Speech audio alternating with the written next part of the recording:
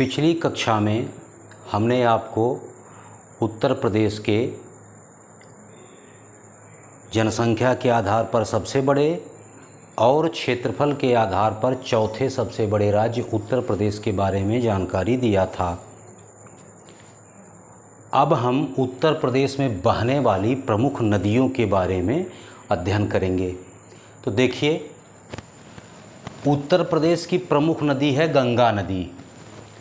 गंगा नदी यह उत्तर प्रदेश की सबसे लंबी नदी है जो 1450 किलोमीटर ये यूपी में बही है। यानी उत्तर प्रदेश में इसकी लंबाई इतनी है।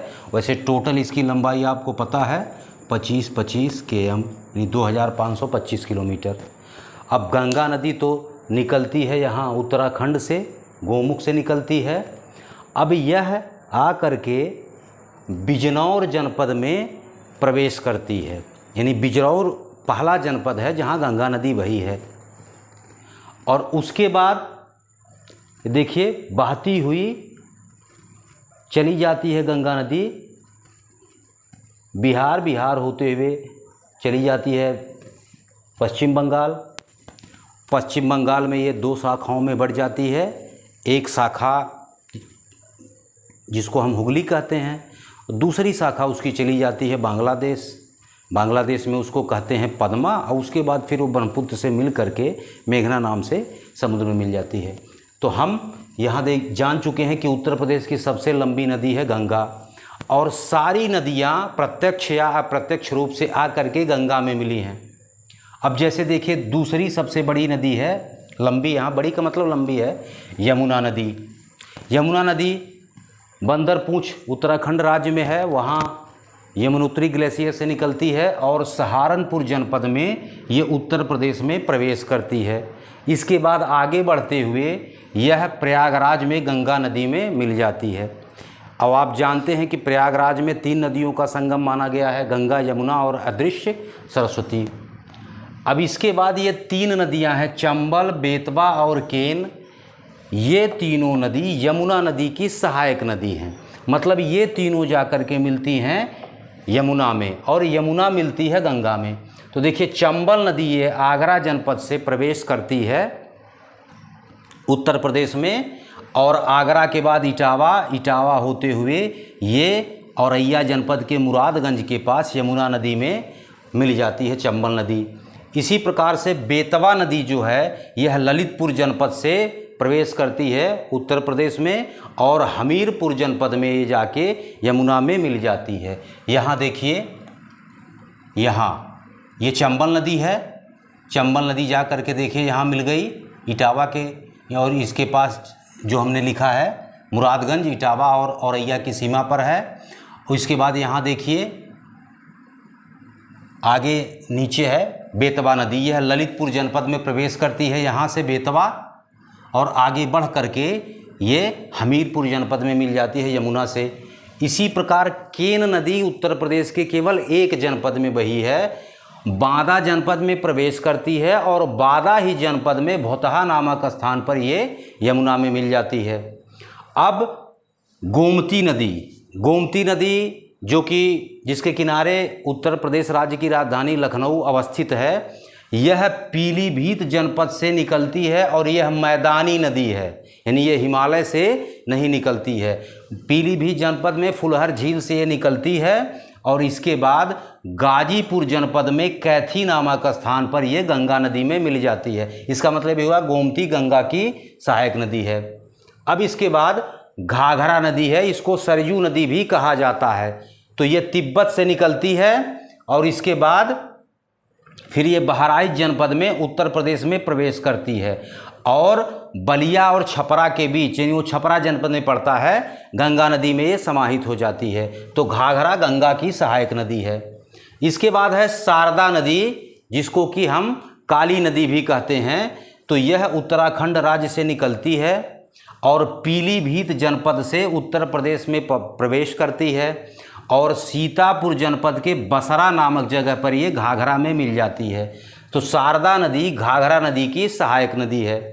अब हिंडन नदी ये नदी, इसमें बहुत ज़्यादा प्रदूषण है क्योंकि सारे जो औद्योगिक कचरे हैं इसी नदी में जाते हैं और यही नदी जा कर के मिलती है यमुना नदी में। तो यमुना हिंडन के कारण ज़्यादा प्रदूषित हो गई है। ये हिंडन नदी जो है ये निचले हिमालय से निकलती है और सहारनपुर के पास ये उत्तर प्रदेश में प्रवेश करती है और यह भी मैदानी नदी है और एकदम बरसाती नदी है, इसी कारण से इसमें प्रदूषण ज़्यादा है। और नोएडा के पास ये यमुना नदी में मिल जाती है।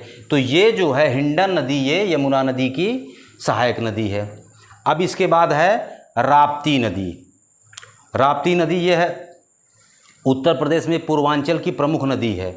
यह नदी भी नेपाल से निकलती है और बहराइच और लखीमपुर की जो सीमा है उसकी सीमा बनाती हुई निकलती है। बहराइच और लखीमपुर की सीमा बनाते हुए उत्तर प्रदेश में प्रवेश करती है। और देवरिया जनपद में एक जगह है बरहज, बरहज के पास ये घाघरा नदी में मिल जाती है। तो राप्ती नदी घाघरा की सहायक नदी है। अब इसके बाद एक नदी है रामगंगा।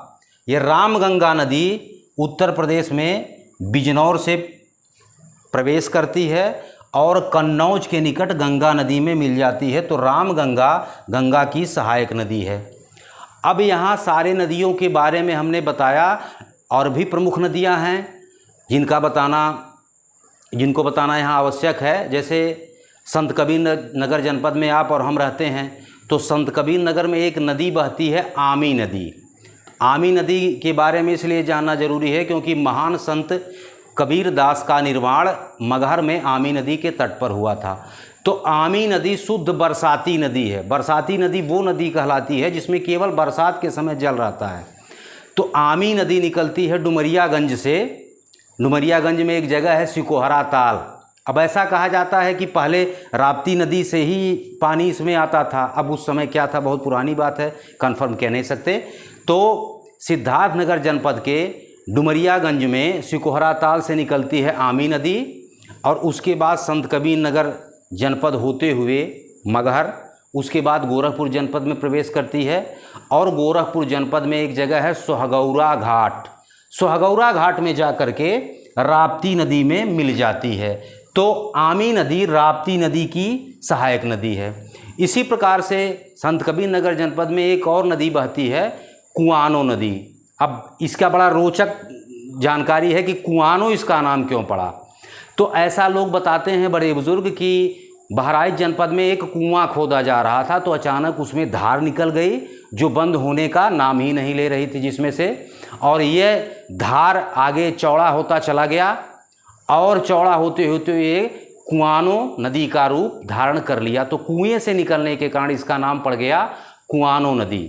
और यह बहराइच जनपद के बसऊपुर गांव से निकलती है और बस्ती जनपद संत कबीर नगर जनपद होते हुए गोरखपुर जनपद में प्रवेश करती है। और गोरखपुर जनपद में गोला तहसील के अंतर्गत बारानगर एक जगह है, बारानगर में मिल जाती है इस नदी में घाघरा नदी में। तो कुआनो नदी जो है ये घाघरा नदी की सहायक नदी है। और आप जान लें कि कुआनो नदी का पानी कभी नहीं सूखता। ऐसा माना जाता है कि कुएं में जैसे जल स्रोत होता है उसी तरह से कुआनो नदी में भी जल स्रोत है। अब इसके बाद नहर की हम बात कर लें तो उत्तर प्रदेश की सबसे लंबी नहर है शारदा नहर। और एक और नहर है सरजू नहर, यह भी जल्दी बना है। और सरजू नहर यह बहराइच के करतनिया घाट से निकलता है और वहाँ से निकल कर के ये पूर्वांचल के ज़िलों में सिंचाई करता है। तो ये हैं उत्तर प्रदेश की प्रमुख नदियाँ। अब आपसे पूछता है ये कि गंगा नदी किस जनपद से उत्तर प्रदेश में प्रवेश करती है, तो हम कहेंगे बिजनौर। और कहाँ से निकल जाती है, बलिया जनपद में। यहाँ एक चीज़ और आप जान लीजिए कि ये बलिया जनपद जो है ये सबसे पूर्वी जिला है उत्तर प्रदेश का और सबसे पश्चिमी जिला है शामली। इसी प्रकार से सबसे उत्तरी जिला है सहारनपुर और सबसे दक्षिणी जिला है सोनभद्र। तो ये भी आप जान लीजिए, ये भी भौगोलिक जानकारी के अंतर्गत ही आता है। तो इसको आप लोग रिपीट कर लीजिएगा, ध्यान से पढ़ लीजिएगा, याद कर लीजिएगा। और आशा करते हैं कि इस वीडियो से आपको काफ़ी लाभ मिलेगा। धन्यवाद।